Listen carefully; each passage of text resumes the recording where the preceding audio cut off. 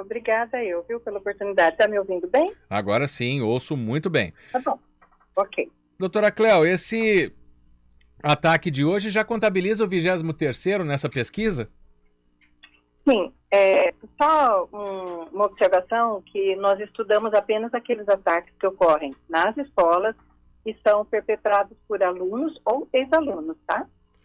Eu estou dizendo porque você pode encontrar outros ataques que foram cometidos por adultos que não têm a ver com a comunidade escolar.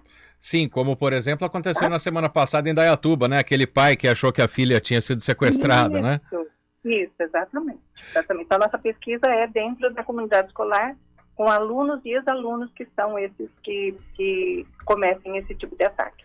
E pela pesquisa, doutora Cléo, são características muito parecidas? É sempre alguém que sofreu bullying? É sempre alguém que já tinha algum distúrbio, algum problema familiar? Ou essa pesquisa coloca algo um pouco mais amplo?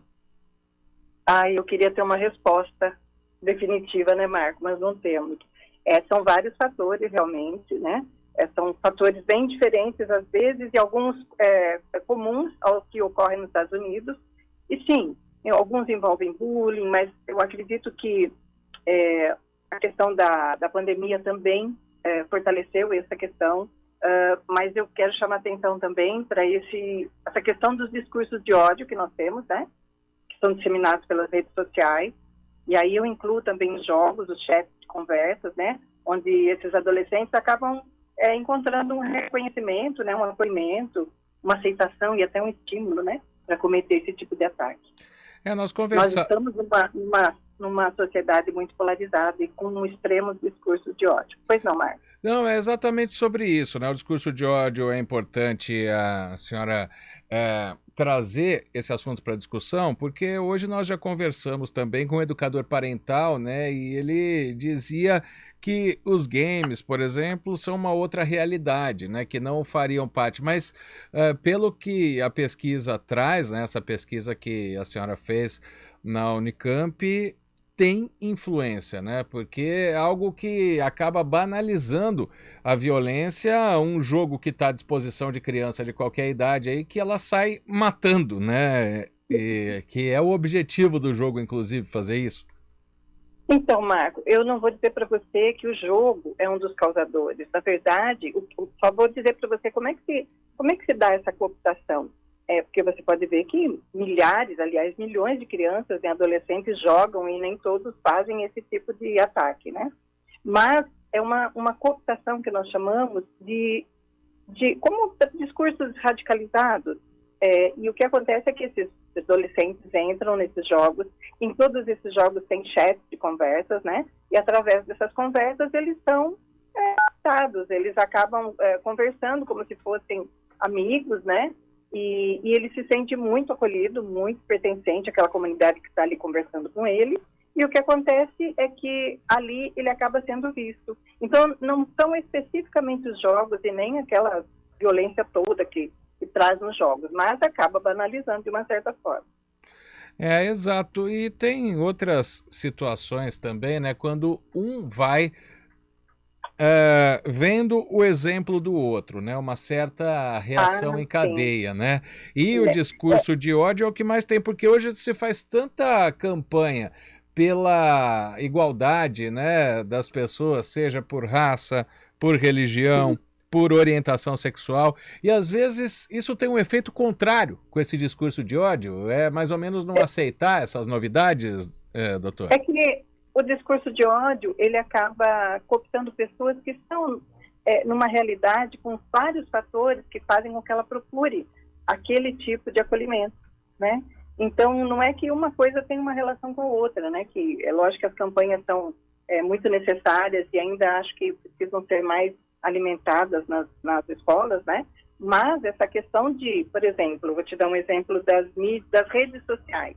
Hoje você encontra absurdos nas redes sociais e antes, quando nós precisávamos buscar dados, nós tínhamos que acessar a Deep Web, né? Onde estão os mais pesados, as discussões e debates mais pesados, coisas que são feitas sob sigilo, né? Só que não é todo mundo que tem acesso à Deep Web. E hoje nós encontramos qualquer postagem de ameaça, de violência, no Twitter, no TikTok, em qualquer rede social que todo mundo tem acesso. Né? Então, essa disseminação, essa falta de controle do que pode ser publicado tem fomentado muito essa violência. Doutora Cléo, e as leis, né? Já que nossa legislação brasileira, ela não permite que alguém com menos de 18 anos vá preso, né? E a gente viu hoje um aluno de 13 anos fazer esse ataque à faca, matar uma professora, a gente já viu de 16, né? Todos esses 23 casos que foram citados nessa pesquisa aí da Unicamp. A impunidade, né? Se é que a gente pode chamar de impunidade, já que a lei não permite prender esses adolescentes, isso também tem influência, na opinião da senhora, e na pesquisa feita pela senhora? Então, Marco, como eu sou advogada, mais do que ninguém, eu sei que as cadeias e a prisão também não vão fazer uma mudança. Mesmo que essa pessoa fique presa por mais tempo que 3 anos, que é o máximo, né, pelo ECA, qual é a mudança que vai acontecer com essa pessoa? Nós precisamos estar preparados para prevenir esse tipo de ataque e também tratar aqueles que já aconteceram. Porque, veja bem, hoje as pessoas, lógico, todo mundo tem esse questionamento de impunidade, mas esse adolescente, ele está em desenvolvimento, né? E 3 anos, ok, ele vai sair. Mas ele poderia pegar 10 anos e sairia de lá. De que forma essa pessoa sai do nosso sistema carcerário? Esse que é o questionamento, né? Então, é necessário um trabalho de prevenção, mas um trabalho também após, né, a gente chama de desradicalização dessas pessoas. E hoje nós não temos nada disso no Brasil. Me chamou a atenção no trabalho aqui, doutora Cléo, da nossa colega Isabela Leite, né? Uma frase da pesquisadora Thelma Vinha, que trabalhou junto com a senhora, né, nessa pesquisa, que sabemos que vai acontecer de novo, só não sabemos quando. A senhora também partilha dessa opinião? Total, a Thelma Vinha é minha orientadora, né? E a gente troca muito. E, infelizmente, essa é a fala que a gente sempre começa uma entrevista. Sabemos que vai acontecer, só não sabemos quando, infelizmente. Por todo esse contexto que vocês já conhecem. Acesso fácil a armas, mas você viu que hoje foi um tipo de arma branca, mas o que eu acho que precisaríamos olhar com mais cuidado são os sinais de que esses adolescentes estão nos dando. Né? Talvez nós tenhamos que ter um maior preparo no tocante aos docentes, a escola como um todo, né, a estrutura escolar e também a família, né? Mas olhar quais são as características desse adolescente, porque ele mudou de comportamento. Não adianta apenas nós levarmos essa criança para fazer um tratamento e a família também não vai olhar para si, não vai verificar será que eu estou dialogando, será que eu estou percebendo, eu estou dando espaço para esse adolescente falar comigo, ou será que um tratamento, eu acho que só um tratamento psiquiátrico é que vai resolver? Porque eu não estou dizendo aqui, Marco, que são pessoas que têm um problema de saúde mental. Nem todos. Alguns sim, né? Mas nem todos, a maioria não. Exato. Então, acho que é um trabalho para todos, né? A sociedade como um todo. E a médio e longo prazo, isso que preocupa, né? Muito. Porque, por exemplo, fazer uma terapia, né? Ter essa dinâmica nas escolas, não é de uma hora para outra que vai acontecer, até corrobora o que a senhora disse, que provavelmente, infelizmente, vai acontecer de novo. Sim, no Brasil nós não temos, então, nem protocolos, nem políticas públicas para nós tratarmos fenômenos desse tipo, né?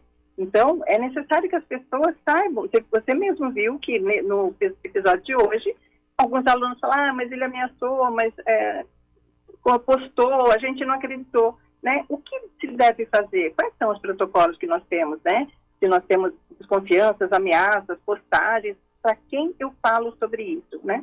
E é também necessário uma pós-venção para esse tipo de ocorrência na escola. Quais são os cuidados que vão ser dados para essa escola? Porque os danos são muitos, né? E os traumas perduram por anos, né? Tanto para aquelas vítimas diretas, né? Foram atingidas, quanto para as indiretas, que são familiares, os vizinhos, alunos.